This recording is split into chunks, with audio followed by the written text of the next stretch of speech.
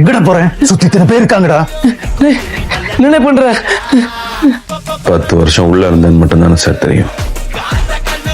உள்ள போறதுக்கு முன்னாடி என்ன பண்ணிட்டு இருந்தேன்னு தெரியாதுல்ல. இந்த மாதிரி நேரத்துல வீரங்கள்லாம் அடிக்கடி சொல்ற வார்த்தை என்ன தெரியுமா? பாத்துக்கலாம். அதுக்கு மேல உண்மையை சொல்லணும்னா லியோ தான் உயிரோட வந்து சொல்லணும்.